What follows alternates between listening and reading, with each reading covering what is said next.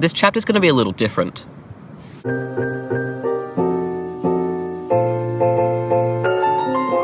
And now for something completely different.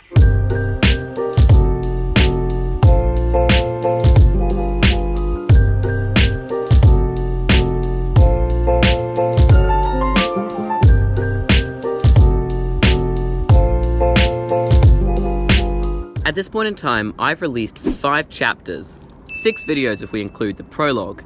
Now, I've learned a lot about video production during this time, and I'd like to think that the quality of my videos has also improved. That being said, I still have a lot to learn and a lot to figure out. With that in mind, I'd like to use this chapter as a point of reflection, but also to discuss what I'd like to do going forward. A good place to start is upload frequency. When I started this series, I planned to upload weekly. At least, that was my intention. Although inexperience was a large contributor, I believe the true culprit was my workflow. To show you what I mean, let's have a look at my initial plan, which can be categorized by the time spent filming, writing, and editing. On the surface, this is a perfectly serviceable way to tackle a video. However, when we reveal its effect on my travel, a fatal flaw emerges. See, while I write and edit, I have to pause my travel, which is not always practical. Thus, the filming stage is often prolonged, leading to a larger writing and editing phase, which further feeds the impracticality. It should now be quite apparent my workflow is in fact just one giant, time-wasting feedback loop. The solution? Transition from a film then write and edit system to a film and write and edit system. Or at least that's what I'm going to experiment with doing. And now for something completely different.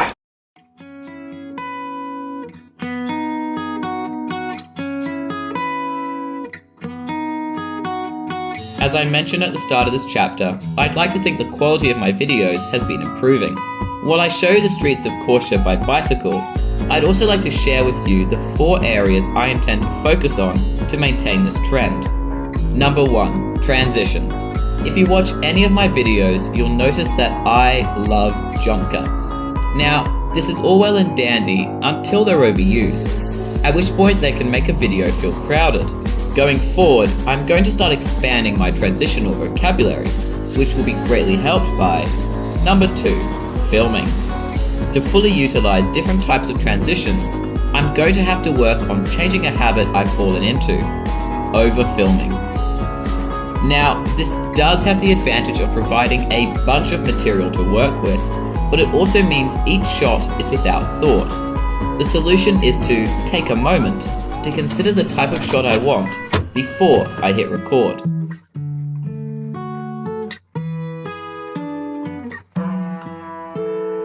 Number 3, color grading. Ever notice that most Hollywood movies have a certain cinematic look about them? That's color grading at work. If done correctly, this technique has the power to completely shape the tone of a shot. Though, that's the thing, it's very easy to not do it correctly. Number 4, audio. Without a doubt, the single best way to improve my audio quality would be buying an external microphone. That being said, it certainly isn't the only way. This chapter, I've been experimenting with using Adobe Audition, a dedicated program for audio editing. To show you just how much of a difference this has made, let's take a look at a section of a previous chapter. Now, you might be wondering why I decided to visit a bridge overseeing the elephants. I can't believe I didn't do this sooner. I used to sound like that?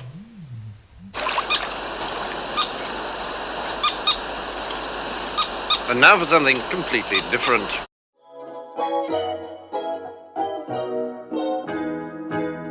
After arriving back at the guest house, I was informed of a history exhibit that had just opened in the city and went to check it out.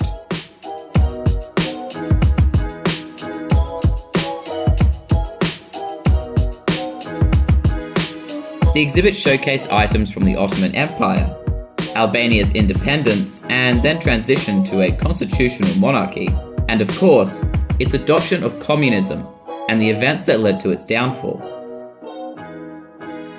While we're discussing culture, A common sound you'll hear in Albania are the pops and bangs of firecrackers. In fact, that's exactly what these children were playing with. To show you exactly what I mean, we're going to have to take a trip to Saranda.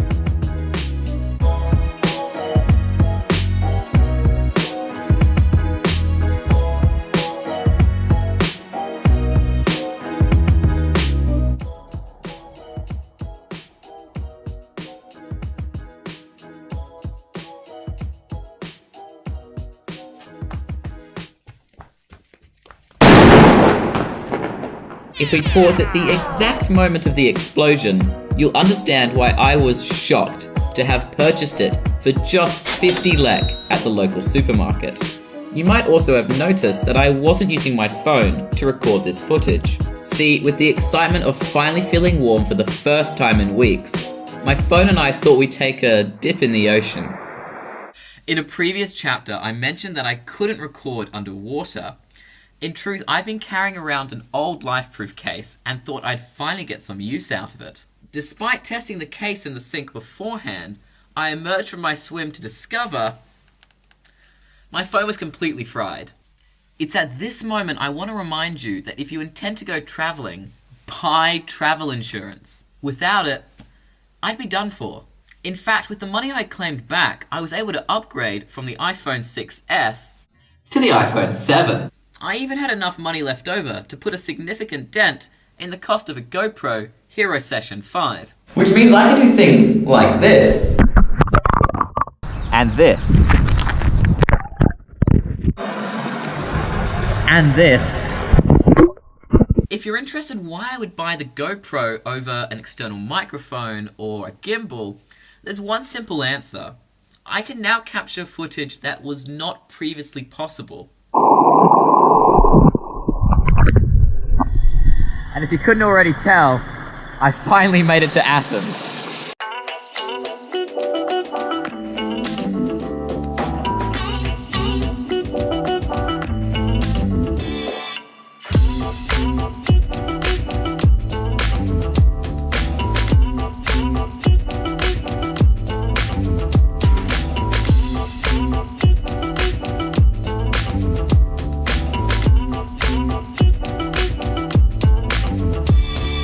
The stunning backdrop of the Parthenon, I thought I'd end this chapter on a more personal note. Now, for the last year, I've wanted to get in shape, and it's not going to be easy with all the delicious food around me, but starting with the next chapter, I